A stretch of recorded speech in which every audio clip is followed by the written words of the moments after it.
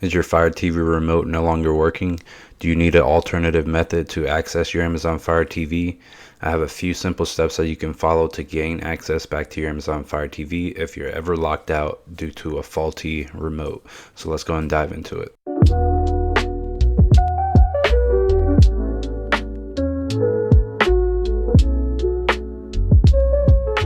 So the first thing that we can do is just grab our mobile phone. Once we have our mobile phone, we just cycle through here and there's an app that we want to go find. That application is called Fire TV. We'll just hit search. We'll type in Fire TV. Once we type in Fire TV, we're just going to click search. We're looking for an app. I will say this app has saved me numerous times when I was unable to access my Fire TV, and I was able to use this application to gain access and full control back over to my Fire TV. Once we type in Fire TV, we'll see the app down below. It says Amazon Fire TV. If you've downloaded this before, you'll get the cloud icon. If you haven't ever downloaded this before, it'll say something like Get, and you just click on that. You want to open this application. It's going to give you a brief overview of what it does, but the main thing that we want is just to download it to our mobile phone. So go ahead and download it to your mobile phone. It should be done in about 30 seconds. And once you have that, we're going to open this up. It says here, allow Fire TV to find devices on local networks. Let's go ahead and allow. We'll need that. And then this is where it comes in handy to make sure you're connected to your Wi-Fi.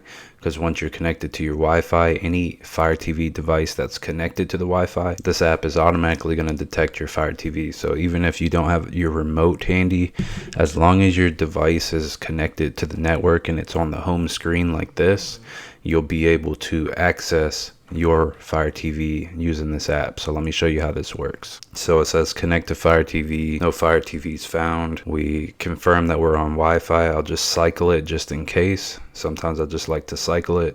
I just click the Wi-Fi, turned it off, turned it back on, and then automatically it starts to refresh the connection. And you can see it detects multiple different Fire TVs.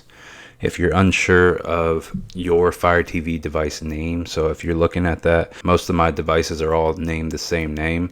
So if I go into the settings, I can confirm this, come down here where it says My Fire TV, click on My Fire TV, and under the About section, you'll see here device name. Under Fire TV Stick 4K Max on the right hand side, it says device name Nate's Fire TV.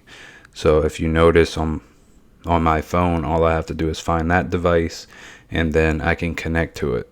So I'm gonna click this fourth one down. I'm gonna click on Nate's Fire TV, and once I've done that, as long as my device is connected to the internet, it's gonna prompt a code on the screen. And once it prompts the code on the screen, we'll put the same code in on my phone. We'll put in this code 2708.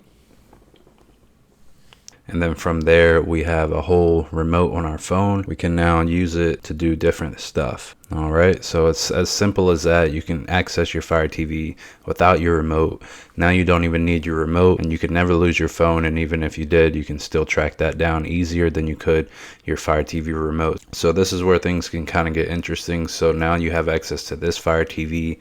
If you notice in the beginning, so I'm gonna click this top where it says Nate's Fire TV. I'm gonna click this.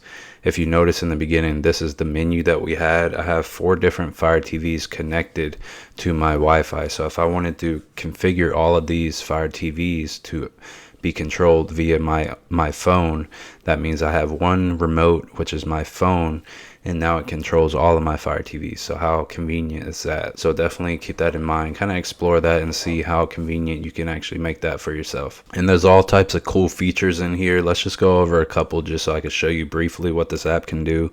If I click on this apps button, the 3 squares with the plus sign, it says here customize my apps. I'm just gonna cycle through here, but it lists all of the applications for you. So if you wanted to just come through here, let's say I want to open up Def Squid so I can force close a few apps while I'm trying to figure out what I'm going to be streaming today. I can immediately just click on my apps. I can use this to scroll over, click here, come down here. I can force close, come down here, force stop. I can go back to the home screen if I want to. I can pull up Netflix if I want to. So it doesn't get any more convenient than that. If I say I don't want Netflix, I can just click Disney Plus, and it says Disney Plus needs an update. I can just say, all right, well, I'll just click a different app. I'll open up Max instead. So Max needs an update as well. I'll open up Tubi instead. So you can always cycle and select multiple different apps, and it'll begin to open up. So there it goes, loading up. And you will notice that this app does have all the features that your regular remote has. It has the Alexa speak button. You can put your device to sleep. You even have a keyboard if you wanted to type faster. So if I click here, click on search, you can use the keypad now to type, and it's super fast and super convenient. So it doesn't get any easier than that and convenient than that. So with those top features alone, putting your device to sleep, the keyboard feature, the Alexa speak button, the applications that you have access to, and then you can also fast forward, you can click on the menu button, you can click on the home button, you can do everything that this remote can do. So it gets very convenient. So that's definitely my favorite way to access my Fire TV, just in case if my remote ever stops working. I've had one get soaking wet and then the buttons completely stop working on one half of the remote. It kind of rendered it worthless. So that method does come in handy, but just in case if that method didn't work for you, the other thing that you can do, you can grab an OTG cable, and then you can use a mouse and keyboard like a standard mouse and keyboard that you would use on a computer. Also, another quick thing that you can do if your remote had stopped working and you had multiple remotes in your house. So I normally have like multiple Fire TV remotes laying around. You can always program one of those remotes to work with your current Amazon Fire TV. You just hold the home button down until it verifies itself. Normally it's you hold the home button down for 10 seconds until it starts blinking, and then you allow it to simply connect. But it will work and pair to multiple different Fire TVs. So if you wanted to pair like regular standard remotes to your Amazon Fire TVs, you can do that. It will detect multiple different devices, I believe up to 5 different remotes, physical remotes. So those are my quick fixes if your Fire TV remote ever stopped working, or if you just needed a back door to access your Amazon Fire TV. Those are the methods I recommend using. Definitely let me know in the comment section below which method you're using. Thank you so much for watching this video. Give it a like, comment, subscribe, and I will see you in the next one. Peace.